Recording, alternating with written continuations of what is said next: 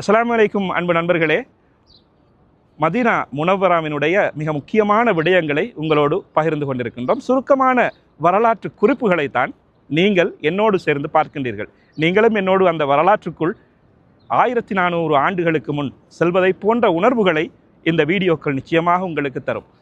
Medina முனவ்வரா அந்த பக்கமாக இருக்கிறது. அதனை சுற்றிய வளாகத்திலே இங்கே 4 பள்ளிவாசல்கள் அண்மித்ததாக இருக்கிறது. இந்த பள்ளிவாசல் மஸ்ஜிதுல் அலி என்று அழைக்கப்படுகிறது.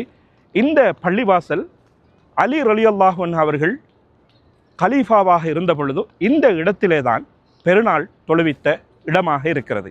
எனவே இந்த இடத்திலே ஒரு பள்ளிவாசல் அமைக்கப்பட்டு இப்பொழுது மஸ்ஜிதுல் அலி என அந்த பள்ளிவாசலுக்கு பெயர் வைக்கப்பட்டிருக்கிறது.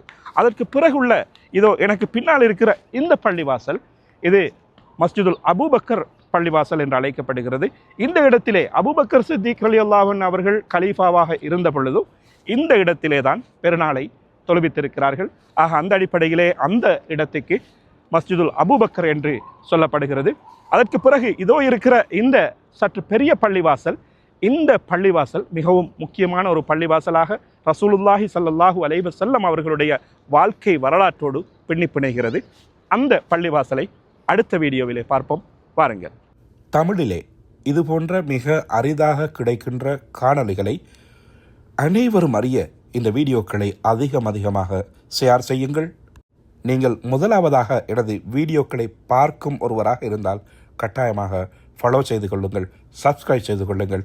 மீண்டும் ஒரு நிகழ்ச்சிகளே உங்களை சந்திக்கின்றேன். அது வரைக்கும் உங்களோடு விடைபெற்றுக் கொள்வது நான் ஹிஷாம்.